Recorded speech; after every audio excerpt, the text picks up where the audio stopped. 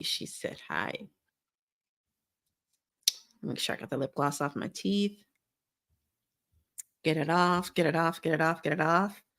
Looking very fallish, very cutish, very demure, I should say. Got the in season lip gloss, the in season mustard gold yellow ish color, and glowing skin year round. Got to keep it glowing, got to keep it smooth. We do that by way of exfoliation, good moisturizer, and I love to deep cleanse with the steamer and the cleanser and a little bit of exfoliator, and exfoliate while under the steamer, really get down in there and clean everything out. So come on in and say hello to my little friend. Let me know where you are watching from. We are going to basically just kind of like riff. We're just gonna, it's Saturday, it's a new month. We it's Saturday, it's a new month. We can recap some of the things I've gone and talked about live today, but I also want to hear from you. So come on in if you are on the Clock app and you know me. You can request to join. Say hello in the comments, and I will be sure to acknowledge you, and let me know where you are watching from. Okay. So the big news in the last 24 hours is Ashley Grayson was sentenced to 10 years. Now, I know based on what she was sentenced to 10 years for, plus like 3 months of supervised visits when she's off, some people might be afraid to mention her name on a live stream. However, this is a matter of public record and it is a matter of fact.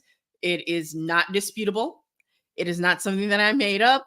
It is not coming from a place of malice. She was sentenced to 10 years and 3 months of supervised whatever after her 10 years or time served for crimes that she committed.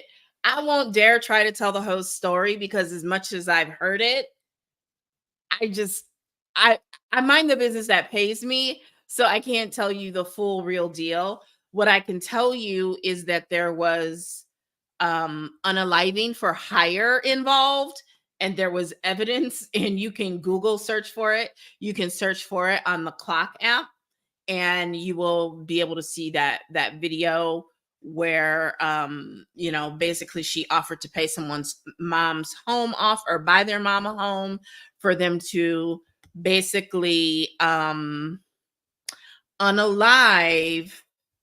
her. I don't know if they were nemesis, if they were competition.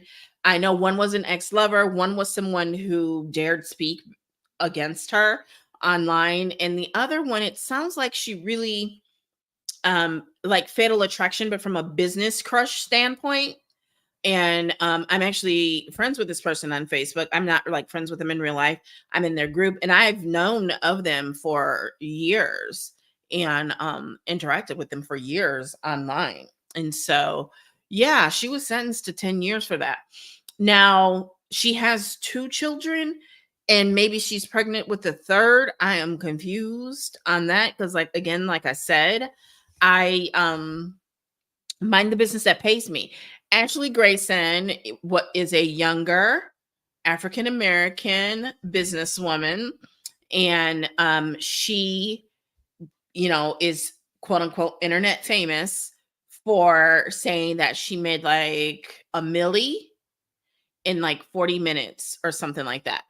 And then there were exposés of people saying that I guess I know more than I thought I do, that she really got that million from a lawsuit because I think she either lost part of a digit or a full digit that is missing.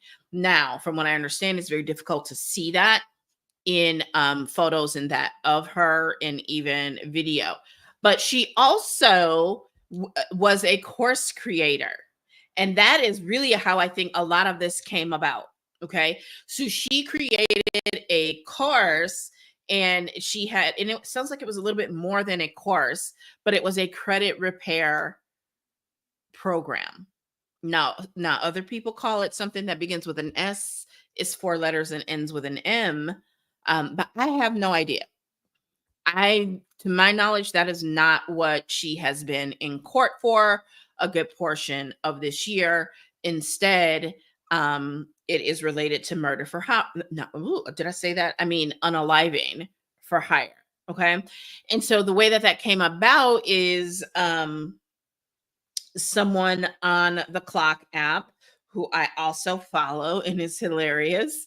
I remember seeing the videos because that was how I first even heard of Ashley Grayson. I'd never heard of her before that. And she had did an expose because she had bought her program and thought that it was, thank you, cousin, thought that it was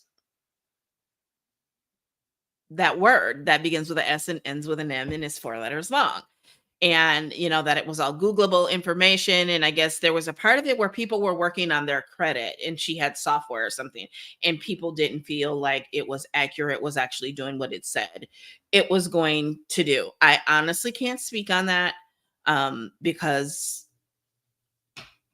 I never bought it. I never had anything to do with it. I do know of at least one person who said she was their mentor. So yeah, there's that. But yeah, she was sentenced to 10 years this week. Okay. Her husband was also on trial, but I guess he got off. He was not found guilty of that. He might have been found guilty of something else, but she was sentenced to 10 years. She has 2 children, and I believe she is pregnant with a third. Now, the third, I thought she was having this summer, but sounds like she still has not had the baby, but is due to have the baby anytime soon because there was something about her being sentenced from this summer. And again, y'all, I got big girl problems, right? I won't even call them problems. I adult. Okay. So I have my own things, my own life, my own family, my own things that I have to attend to. So I really mind the business that pays me. But I thought it was worthwhile to bring this up because so much emphasis is on lifestyle marketing right now, because that's a huge part of how she was able to because she was giving away houses, she was giving away money. She like was pretty much like a rags to riches story, and then she met the man of her dreams, had the proposal of her dreams and the wedding of her dreams. And I think it's a part of my overall discussion on leadership and how we maintain our integrity, and how while I won't say that I've never engaged in lifestyle marketing, the way I perceive lifestyle marketing is completely different than most people. Okay. The way I perceive and live out in manifest lifestyle marketing is just that. My lifestyle is my lifestyle. I don't create a fake image. I don't promise my lifestyle. In fact, most people wouldn't even want my lifestyle because my lifestyle is very much personalized and customized to me. It is the life that I imagined and that I continually imagine and create. And that is what I actually help people do, is to imagine and create the life that they want. And by the way, I have courses and programs and coaching that can help you do that and figure it out and use things like free apps online, because there's never been a better time than now to be able to go from nothing and really create something, right? Ashley's story would be, the perfect commercial had she not fallen into the weeds, right? It goes back to, what does it profit a man to gain the whole world lest he lose his soul, right? And that is why I've never faked or pretended. It's not that I get excited when I see certain things, right? Like I get excited when I hear that certain people have become billionaires or even millionaires, or they hit certain milestones in their business. It's aspirational, right? And I think we often confuse aspirational with inspirational. So let me know in the comments what your aspirations are or what your inspirations are, right? Let me know if you've ever gotten confused on the two, right? Because wanting, you aspire to have the Birkin, to have the Lambo, to have the Rolls Royce, right? To even have the Tesla, right? And one of the number one reasons I've always stayed away from those types of lifestyle claims is because I've always known that you can get in trouble with the FTC, as in Federal Trade Commission. And, those three people in the IRS, I don't play with, I don't mess with them, right? So I tend to be compliant and conservative in that respect, right? And even like as much as I preach about using I still don't recommend using it to just have people aspiring to be something. You more so want to inspire them. And to me, I could be aspirational and fake the Louis, the Birkins, the Phantoms, the Rollies, and all of that. That's aspirational. But my actual life, my own story, me being with my grandchildren, me walking and living in my truth. Well, thank you. Thank you for the perfume. It's like you can smell me through the phone. So, the way that I live my life, right? The decisions that I've made, my own journey, it should be inspiration enough, right? It should be inspiration enough. And I hear that from people a lot, as far as how me keeping it real, me being as knowledgeable, me being as passionate and helpful and consistent in both my online and business activities, my presence, my showing up, but also with my messaging, also with my branding. People find that inspirational, right? You are enough, and you have to understand that you are enough and show up boldly and daringly as you, and inspire from where you are with what you have. Yes, you can paint the vision and make it plain of where you are going and document the process of how you get there. But the leading with, the resting in, oh, I was, because she's not the only one.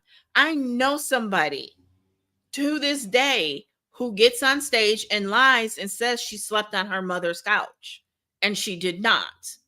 In fact, her mother slept on her couch.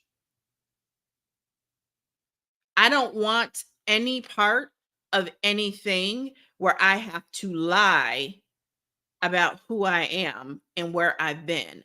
I don't want a part of anything where the only way for me to have credibility or validity, honestly, is to lie about where I've been in my history, right? In certain industries, they love to, parade people on stage, and everybody tells the same story. They're either sleeping in their car or in a van down by the river. And I am not even exaggerating. I can think of 3 people right now who tell that story of sleeping in a van down by the river or sleeping in their car down by the river. And when they don't tell that story, they're telling the story of sleeping on someone else's couch, or couch surfing. Right?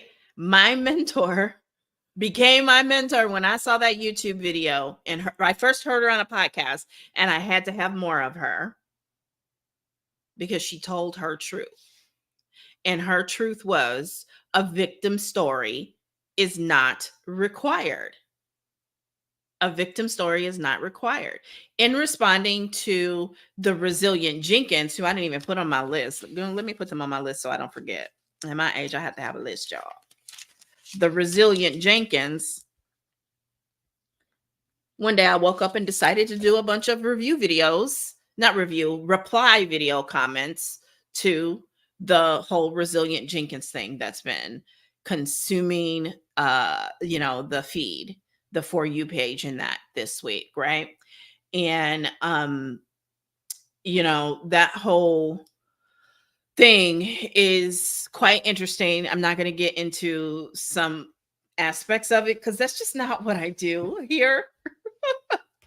Maybe if we had a panel in that, we're a little later at night, we could talk more about some of, the societal stuff about that.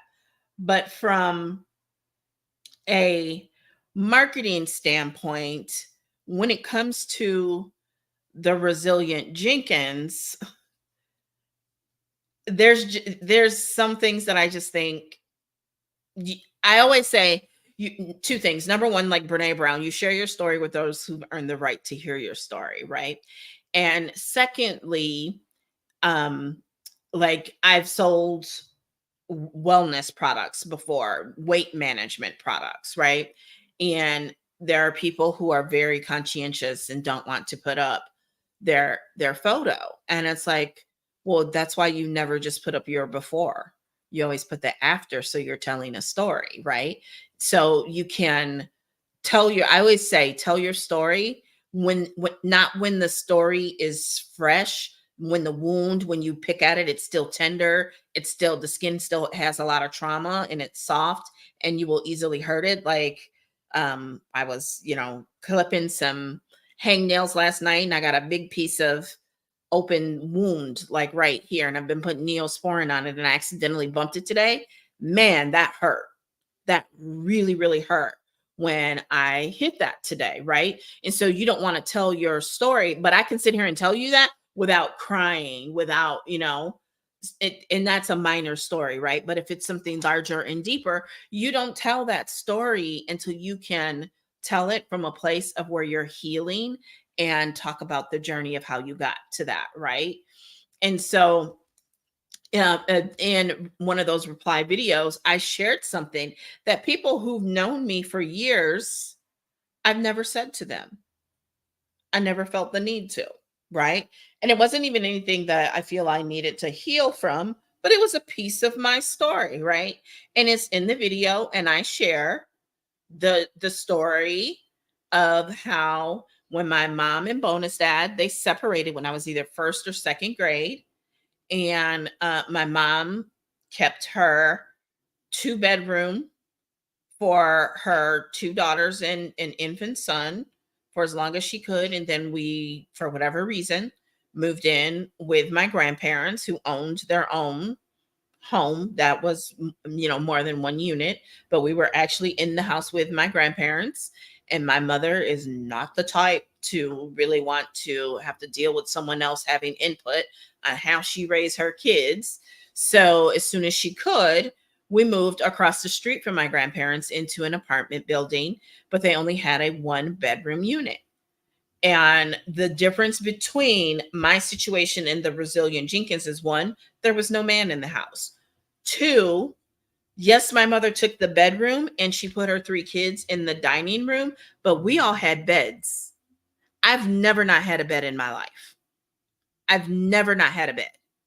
Right. So we had bunk beds. She got bunk beds for the girls. She got some help from her dad. We got furniture. We had couch, love seat, and chair right away. My brother's bed was on the other side of the room. He had a twin size bed, and we had dressers in that. Right. So yes, she converted the dining room to a bedroom, and we made it work for a year and a half. The other difference was we weren't there for 3 years. As soon as my mother was able to, she got us into a 3-bedroom that she could afford. And then she even went back to school. She got her GED. And then from there, she went and got a couple associate's degrees and worked up. So I shared that part of my story because it was relevant and it was appropriate to share it in a video response. I didn't tell it for sympathy. I didn't tell it for fake connection. I shared it as authentic connection, right? Like, I'm not judging these people, although I could and should, but what I'm saying this is where the video came from. What I'm saying is actually, I'm someone who actually lived in a one bedroom, and I remember the experience. Right. And so that was the whole purpose of it, right? Was just I get it.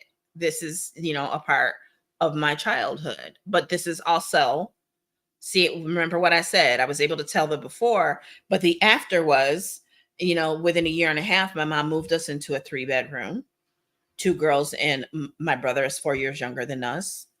And then she also got her GED. She went and got some associate's degrees and leveled up, but she had to take her time because, by the way, my younger brother is fully disabled, right? So you can tell the not so painful piece. And when I say painful in this instance, some people might be ashamed of that. I'm not. And the reason I'm not ashamed of it is because I know the full story and can quickly get you from the before to the after. And so, again, Ashley Grayson getting sentenced to 10 years, you gotta, make sure you're operating in integrity. And just, we talked about this before, just because someone else is doing it doesn't mean that the G-men, those guys, are not building their case against that person. You would be amazed at how often the feds are called regarding things that are on social media. You would be absolutely amazed how often they get called, between people making threats, and because that's how that whole thing kicked off, by making threats, you know, doxing people. Those things are illegal. And just because you get angry, again, that goes into that soft skill of emotional intelligence. Can you regulate your emotions? Can you breathe your way through it? Because I always tell my children and grandchildren, you can breathe your way through anything. But once you start taking those short, shallow breaths, that's when you're likely to do something that you're going to regret. So stay present and stay focused on your breathing. Because I can tell you, it's when you start making those short, shallow breaths and you're not present, you're triggered, and your trigger is usually related to your past. And you're allowing yourself to be traveled through time back to that moment, and be triggered. And in a lot of cases, you think you're going to handle it better this time, and you don't. Right? For those who are easily made to feel disrespected, did I not just describe the phenomenon, something like a phenomenon? Did I not just describe what literally happens? Someone triggers you and you get the feeling like, oh no, they didn't.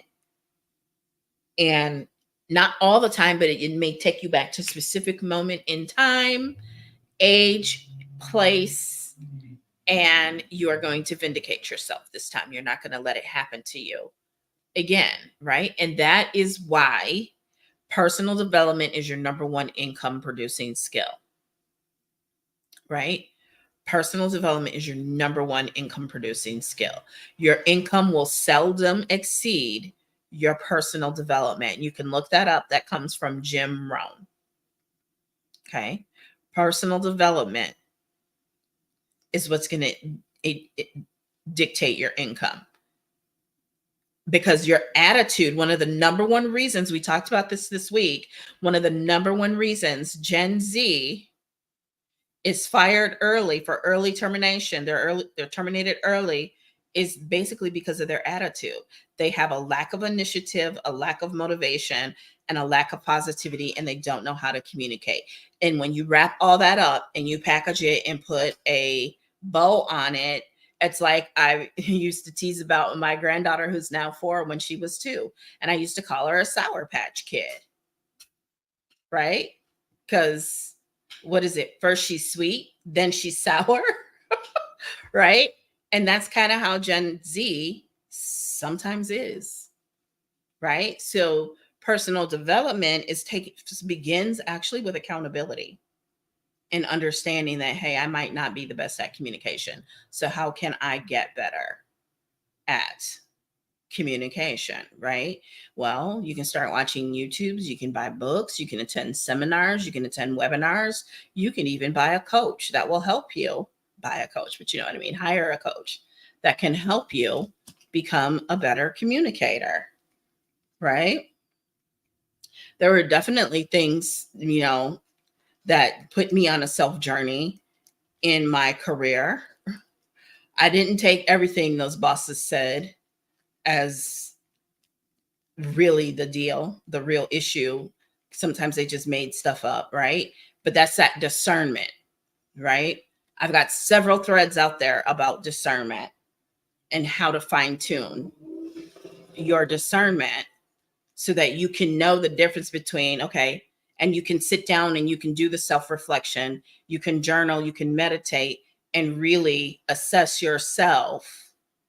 Because that's my firm belief. You should not be entering any personal or professional development conversation with your boss and your workplace without and be surprised at what you hear. If you are surprised, either you're not honest with yourself or your boss didn't do their job. And my first review, my first job out of college, my boss didn't do her job and I called her on it. And we never had that problem again. Because if that was an issue, all you ever had to do was say, I don't even remember what it was. It was something petty and minor. All you ever had to do was say something. And I told her that, like, why would you let that go on? Why am I just now hearing about this? Right. And then when they want to act like they're so scared and intimidated. And that part, I always pushed back on them. I never allowed them to color me as intimidating and made them own it, that it was their fault. Because that same boss tried to tell me that newer hires of mine said the same thing, that I was intimidating. She was like, well, you're kind of intimidating. And, my subordinates were saying the same thing. And I said, well, I'm going to need examples, right? And I'm not saying this because I want to be, vindictive or vengeful. I always want to get better. So can you tell me what I'm doing? Sincerely and honestly, can you tell me what I'm doing that's so intimidating? And I will never forget what I heard, because one of the subordinates, her and I sat in the office, and it's like, I just need to know. Well, you know your job so well. So that was the end of that, because that was not my issue. Am I supposed to not do my job well so that you feel more comfortable, that you feel better? I don't think so. Plus the implication. And my boss then felt this big, because she should have asked that and nipped it in the bud, and it never even have gotten to me. And that's why your own personal development is key. Because in some situations,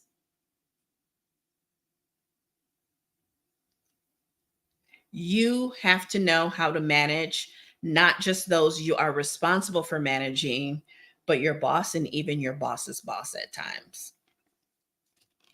Right? Like there is a ad on the Clock app that says it's something like, if the girl is always getting ready to leave for work and her boss is showing up with something they want her to help with.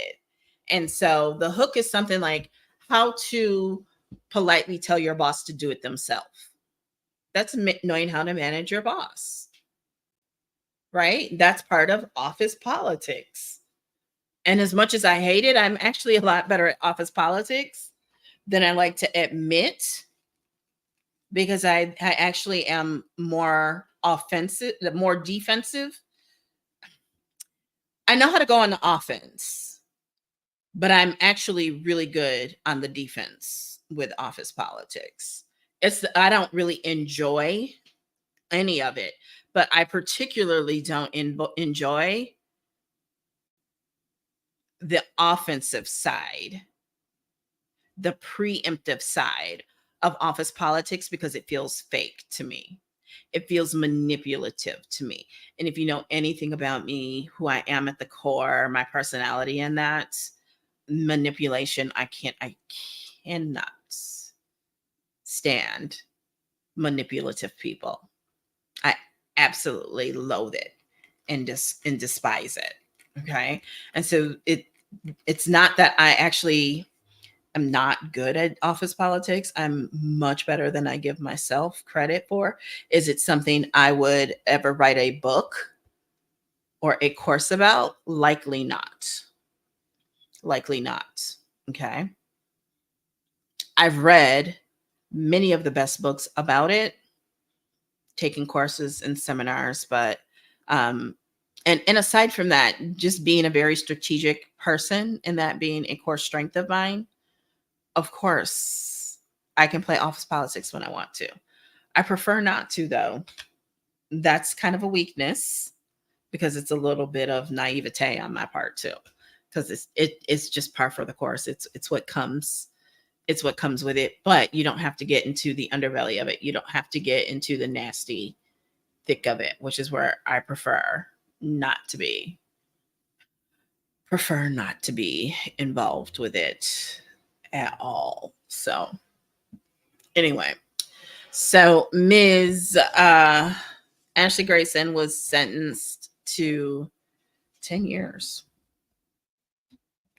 And y'all got to really start thinking about, like, I know inside of DBA, there have been changes, right? Like no more screenshots, no income claims. Now, I thought it was a little funny and weird to declare that they would no longer be acceptable because they never should have been acceptable. But that's just me. And that's just me, right? Like that is definitely one thing you never want to admit to is income claims, right? You can share social proof and yeah, so your social proof doesn't have to mean it's an income claim. You do the right disclosures, you do the right disclaimers and that, right? And you are very careful about the amounts that you're showing as well. Okay. Because the FTC did come out with, new guidance and rules, especially around testimonials and social proof and things like that, and making sure that you are showing typical results. And even when you're not, because there are times when I'm really impressed with something and I'll say, this is not typical results. The typical results are typically going to be what you decide to do with it. You can make as much or as little as you want, and it's also still going to be dependent upon your network, your influence, and other things like that. So those are things that you have to keep in mind. And there's a lot to be said for when you don't know something, ask ChatGPT. ChatGPT this week launched Search GPT. It's pretty awesome. If you've ever used Perplexity, it's very similar to using Perplexity to get information and ask questions. I'm not allowing it to replace Google yet, but I like using it a lot because I pretty much use ChatGPT a whole lot, a whole lot these days. And so I really like the fact that now it's pretty much real time now. It's pretty much real time. And that's what Search GPT has turned it into, is that it's pretty much real time. Okay. Oh, I think we've talked about everything on my list. We talked about Ashley Grayson. We talked about Gen Z getting fired early. We talked about Search GPT. We talked about the resilient Jenkins. Had to add them to the list. I'm trying to think, is there anything else? I know Starbucks has gotten a new CEO, but I don't know, because I can really nerd out, and I don't know how much y'all want to nerd out. I always kind of, is anybody going to match my freak, my nerding out? And most of the time that answer is no. Most of the time, y'all are just not really, interested in that. And I suppose about 40 minutes later, I should do a sound check and make sure that there is, in fact, sound.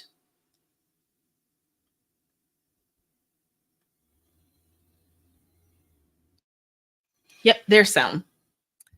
Sound is good. Sound is good. So I also this week talked about AI and the wealth gap, right? AI and the wealth gap. So, um, that guy, Robert Smith, remember him? He paid off all those Howard graduates' student loans as a surprise when he was like their commencement speaker a couple years ago. I think it was like 2020, right? I saw the article on CNBC where he's talking about, AI could widen the gap in wealth for African Americans. And I'm like, that's if we let it, right? And of course, he's definitely is not of a victim mindset. So that's not what he's saying.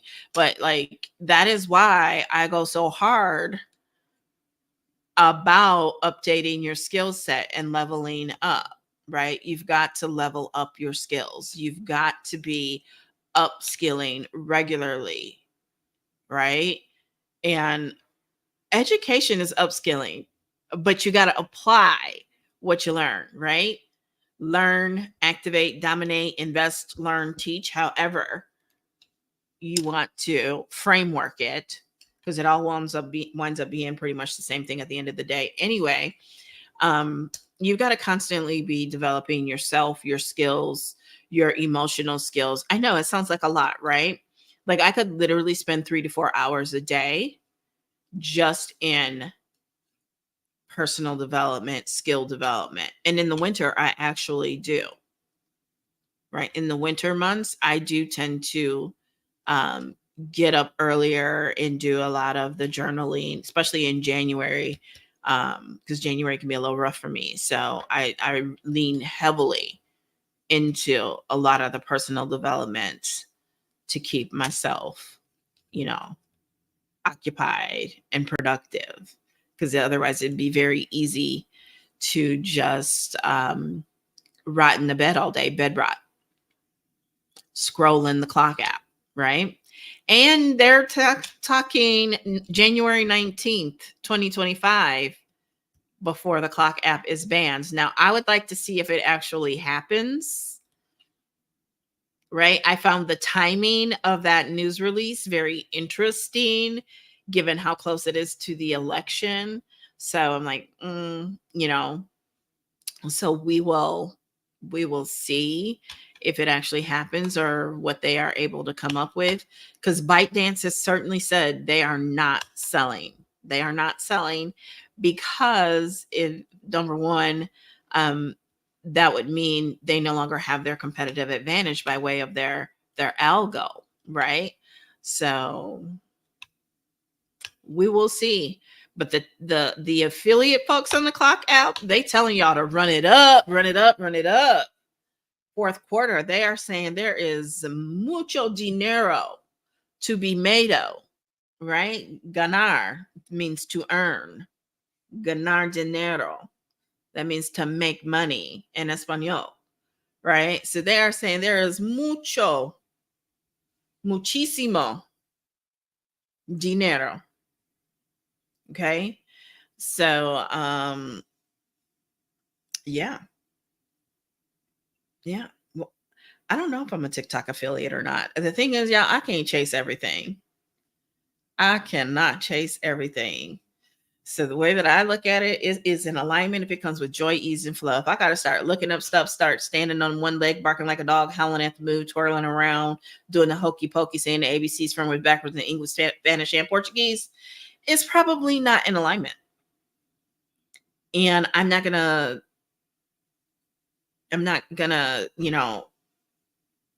trip over myself to get to it. Now, and I get it. We all tell you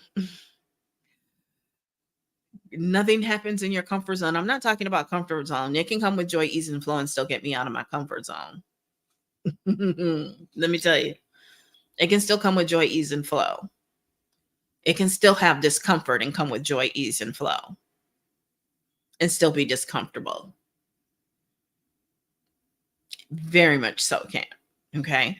So you can still get uncomfortable and operate in alignment at the same time. You can be uncomfortable but aligned.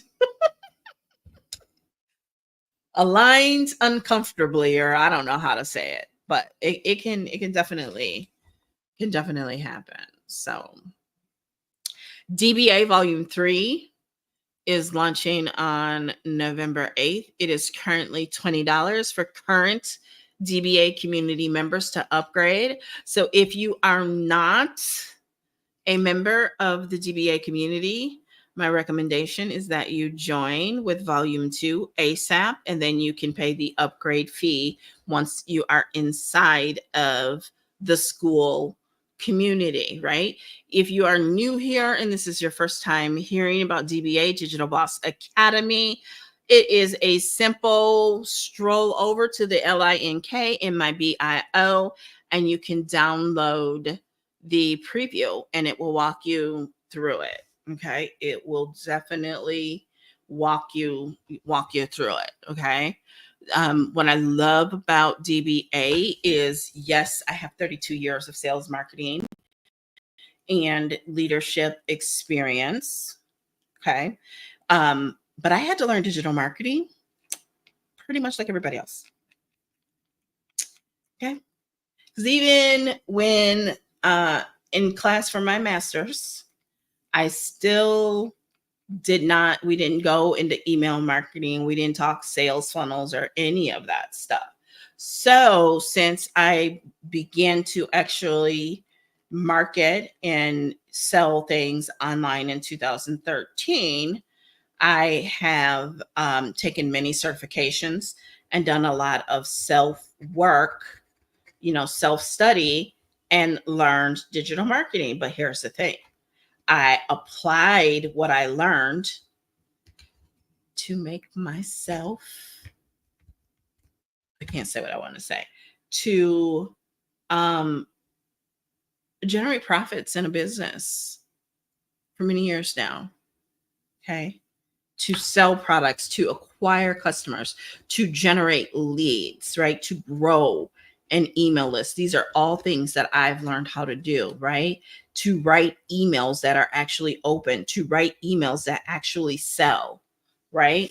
To set up automations and systems and learn software and use software that allows me to turn complete strangers into customers and not generate customer service complaints and refunds all over the internet. Right? Like I always tell the story of, like, if you're going to become a course creator, and everyone should be either a course creator or a digital product creator, there is something in your head that you need to make you need to monetize, you need to productize somehow, right? There's something in your head, there's something in your experience, there's something in the totality of you that you should be able to monetize. And I believe that about every single person. Okay. And so if you do that, you would need to know digital marketing in order to be able to sell that product 24/7, 365, which is the beauty of online. And as I was saying earlier this week, before I got before it was attempted to like heckle me, that's why even small local businesses need to be utilizing digital marketing, right? Because I know in the last year and a half, people have been out here. An old mentor of mine used to use the word bastardize. Where I'm from, we call it like whoring out. People have literally been whoring out digital marketing. Digital marketing is not a product. Digital marketing is not an offer. Digital marketing is not even a business model. Digital marketing is a highly paid and in-demand skill set that will be valued at $1.5 trillion by the year 2030, which consequently also, by the way, between 2030 and 2035, the 9 to 5 as we know it will be extinct. And this is why I get on here, and there is not a time without fail that I am not telling you, and I am telling you that right there, digital marketing is no longer optional. Sales and marketing are no longer optional skills. They are very necessary. Everybody wants to work from home since 2020. I've been telling y'all it was coming since 2013, but everyone wants to work from home, right? Work remote, especially if they figure out how they can get paid from two different places at the same time, like full time, right? And I'm not suggesting that you do that.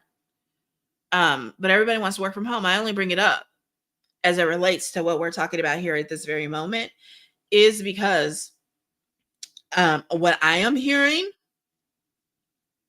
is that when you apply for like remote and at home jobs, baby, there are 10,000, 11,000, 12,000, 15,000 applicants. And that is why before you barely hit send, you've already got a reject letter in your email because the competition is that fierce. Because the great thing about a remote job is that you can do it from home. But the downside to that is there are that many more people that employers can pull from to make sure they're getting the best, right? It actually puts the employer in the driver's seat in the employment market. Thank you, Melissa. Hey, girl. Hey, thank you for the love, right? It puts them in the driver's seat. It is their market when they have more applicants than they can even filter through. It allows them to really be picky about who they hire and even how much they pay them. Because if you think the best hire is always hired, I'm here to tell you, especially depending on, certain things, the best hire is often not who is picked. Why? Because just like there can be a 10, 11, 12, 15,000 applicants, you could be the best qualified, the best skilled, but if you don't have the proof through the way of their assessment to show that you know what you're talking about, or you know what you're talking about in the way that they do it, because that doesn't always mean it's right, especially when it comes to like ads and things like that. They're not always right. By way of assessment, but also personality tests. A lot of those assessments are personality assessments. They want to know ultimately, can they manipulate you? Very few of them want people that they can't manipulate, especially depending on where you would be falling in the hierarchy within the organization, right? That's what those personality tests are for fit, for tightness of fit. Would you be a good hire culturally? Would you be a good hire? Do you fit the personality traits of the person that they told their algorithm and their programmers would be the ideal perfect employee, right? And there are knockout questions. For example, if you are applying for anything where you are working near money, whether physical money or digital money or access to computers that impact people's money, you better not ever say it's okay to lie. That's an outright knockout question, in my opinion. Now, it's never been confirmed or validated, but I've seen that on several, because of my work in financial services, I've seen that on several entrance exams to even get the interview. Is it okay to ever lie? Is there ever a circumstance where it's okay to lie? Now, that was years ago. I don't know if they still ask that question, but back then, 15, 20 years ago, they were asking that question. It's probably a lot more trickier these days, but yeah, is it ever okay to tell a lie? That's probably should be a no, right? And we know ethically, theoretically, morally, most people are lying when they say no, because who hasn't ever told a white lie, right? Who hasn't stolen a little piece of gum or something from the store as a child, or from their sister, or from their parent, right? We know in reality, so they kind of expect you to lie to them. In fact, I had a boss say that about someone on my team who wanted to be promoted, and they were applying for a job that would promote them. And he's like, "Yeah, she didn't do too well in the interview." I forget what he asked her because I was half listening. And he's like, "Yeah, and I was talking to my boss about it, and we're like, she didn't even lie. Like, we expect you to lie. They expect you to lie." That's the crazy thing. That's the crazy part about it, right? So if there are 10, 11, 15,000 people applying for a job, you're going to need to know sales and marketing. Your resume and cover letter is all marketing. It's marketing. That is packaging. And when you actually get dressed, your hair, your nails, your makeup, your physical presentation is packaging. That too is marketing. When you show up for the interview and you're being interviewed, that's a sales presentation. That is sales. Then afterwards, when you handwrite that thank you note and you mail that, and then you do your you follow up email, you follow up letters, especially if you are applying for a sales job, hint, hint.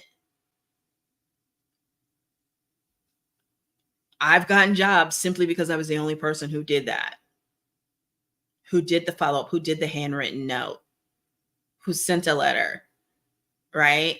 And in the handwritten note and or letter, I include something from the small talk part of the interview.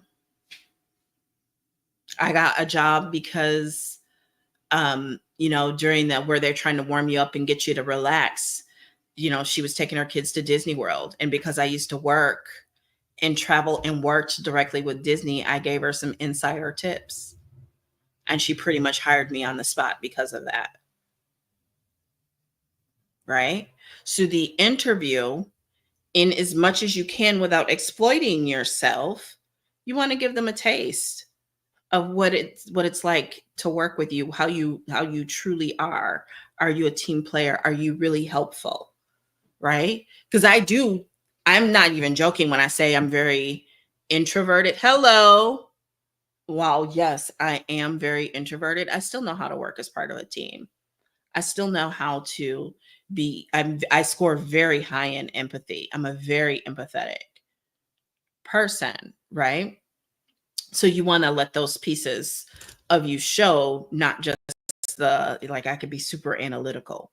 I could be hyper focused, right? Those are things that sometimes people find challenging about working with me, because I could be really focused on something and they show up and I'm so into what I'm doing. When I turn around, especially at my younger age, I'm not aware of my body language scaring the crap out of them, because I'm focused. And so I turn around and they think I'm angry when I'm not. I'm just focused.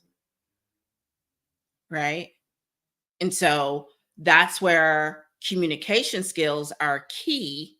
And I'm very fortunate that I've always had really great communication skills and know how to, oh, no, no, no, you're fine. I was just really deep in thought.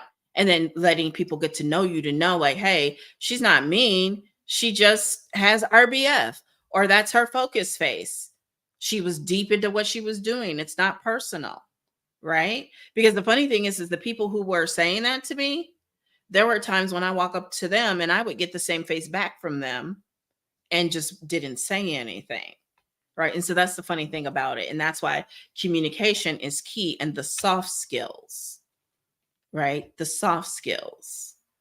Okay. Because the other thing I'm going to tell you, they will love to try to say you don't adapt to change really well. And you could have adapted to 9.999%, out of 10 changes. But then because you questioned it, because you didn't agree with it, it means you don't adapt to change well. They will try to paint you as obstinate in that. And that's where you have to really own your stuff and be okay with not everybody liking you. Because I never really went to work to be liked anyway. I didn't. I never saw it as a popularity contest again because I'm better at office politics than I like to admit. But it's just not something I enjoy. I really should just be able to go to work and do my job and go home. And I really would prefer to do my work around people that I really like and care about. I really do. But sometimes that's not possible. And sometimes we got a job to do and we need to be doing that job instead of whatever else other people be doing. Right. So you have to be okay with that and not let them make you feel like it's your job for people to like you. You shouldn't have to change who you are. And one of the best bosses I had, who is actually a man, said that to me. No one's saying that you shouldn't be who you are, right? And so how can you show up as who you are and not have to negotiate who you are and still achieve this, and this, right? Because I haven't had all bad bosses. I've had some really great bosses. But with them ones who wasn't great, let me tell you, oof, right? But I'm grateful for some of the ones who weren't great because they are what made me a better leader. Because of what I experienced with them, I never wanted anyone else to experience, right? Like when I started working in banking, they were actually setting me up to fail, and I was too dumb to know it, right? There were security things in place that were never taught to me, were never taught to me. Like management, assistant management were just not on their job at all. Happy Saturday, were not on their job at all, right? And so when the auditor came, I made a mistake. And then the manager pointed me out, called me out in front of everybody. And I immediately went into his office afterwards and said, one, I don't appreciate you calling me out in front of everybody. And two, it was never taught to me. So if you did nothing to prepare us, first of all, for an audit and this ops stuff, nobody ever taught this to me. So how can I be held accountable? How can I be the blame when no one ever taught me that?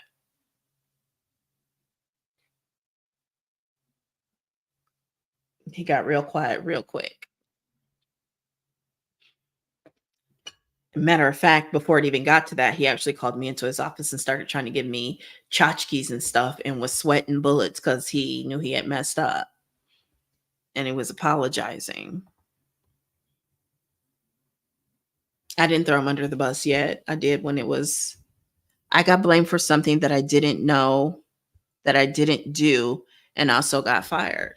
And that's where you got to document your stuff because you can sue your employer for wrongful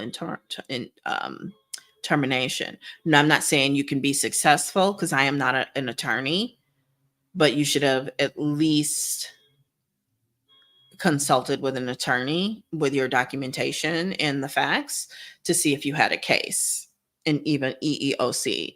HR can be something else. And what people have to understand, and mind you, disclosure, my sister is a HR professional who is high up in her industry, right? But it ain't nothing I wouldn't say in front of her. HR is not there for you as the employee. And I've heard her say this many years after I used to say it. Speaking to colleagues and friends, and that HR is not there for you. HR is there to minimize the company's liability and keep them from getting sued, and protect them and increase their chances of winning and minimizing risk in the event that they are sued. That's what HR is for. HR is not your friend. HR don't care nothing about you.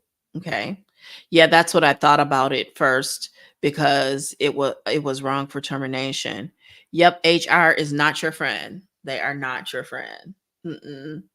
They are there for the company. to keep the company compliant, to try to keep and help also because HR actually helps manages the company's reputation, especially in a digital world where there's things like Glassdoor and Ladders and LinkedIn, and people can give their experiences of what it's like to work for the company, right? Like if I were to go back and work a traditional sales and marketing role, I would definitely be looking at Glassdoor and Ladder's reviews to see what people are saying. And people even include it in their content on the Clock app. HR is for the company and anything to make the company look good. Yeah, it's definitely a part of the company's reputation management because there are companies that have reputations that precede them.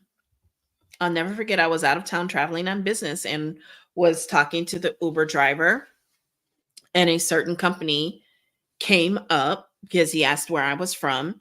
And so he knew of a company that is from the area that I'm from. And he mentioned how horrible they were to work for and some of the things that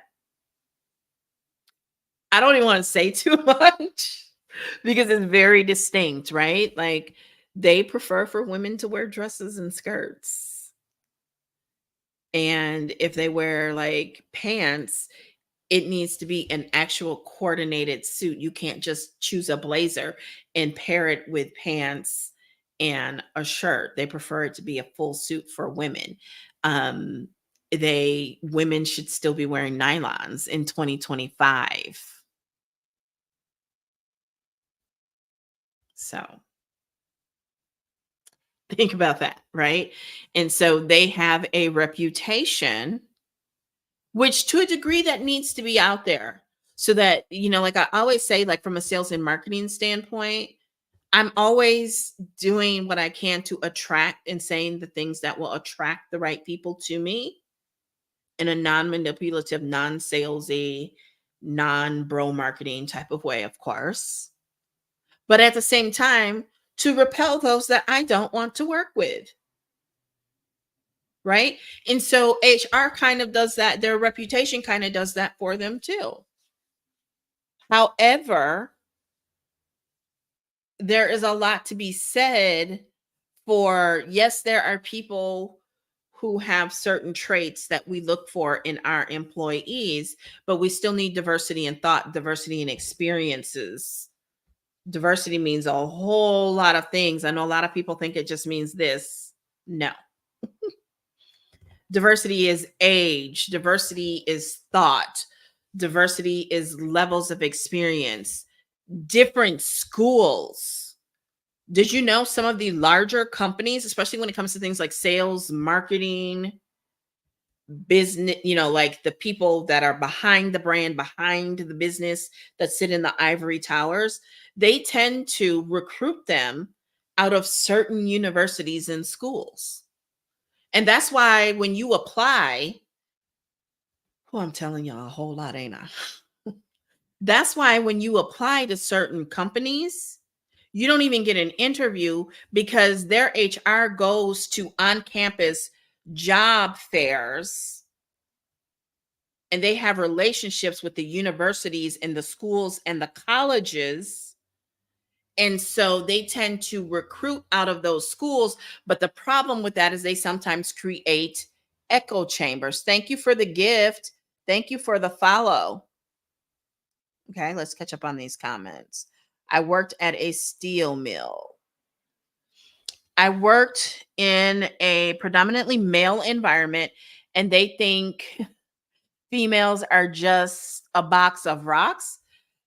Wow, they're just not really that bright then, are they? Right? They're just not really that bright then to think that, right? Because what are the women in their life obviously present more value than to be a box of rocks. I'm certain of it. I am certain of it.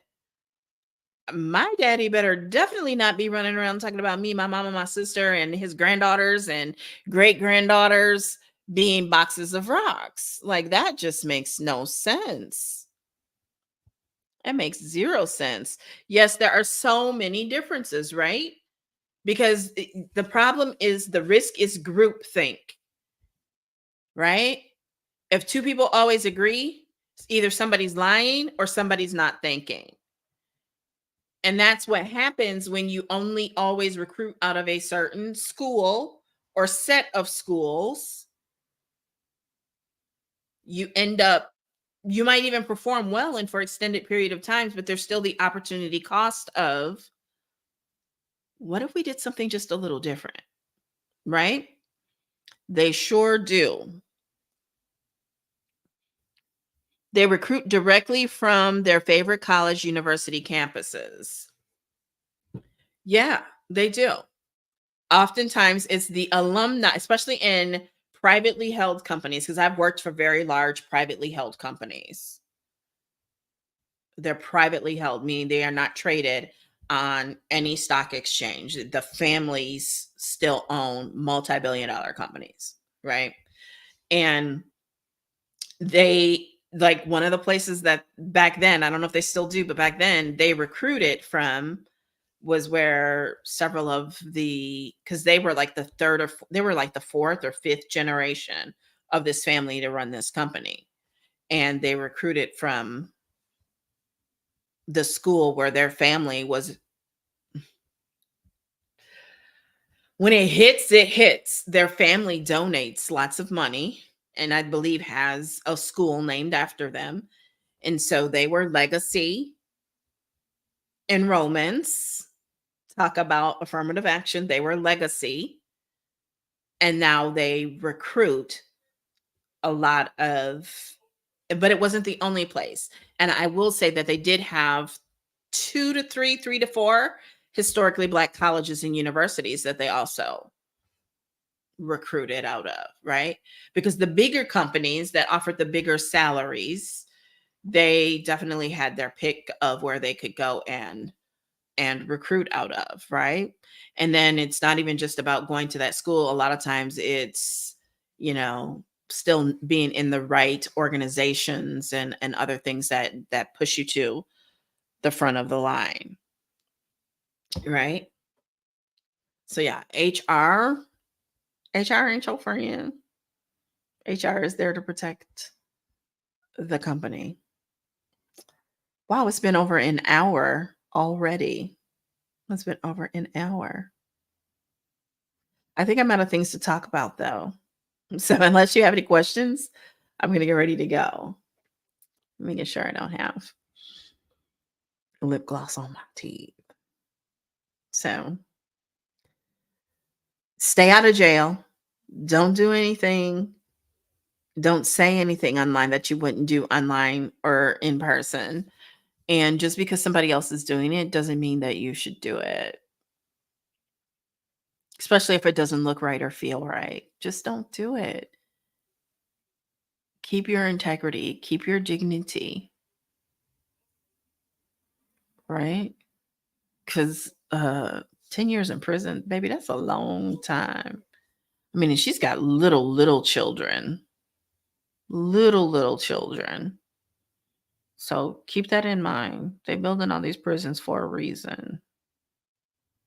And talking about women got to pay if they do this and do that. So, and these prisons are privatized and traded on the stock markets.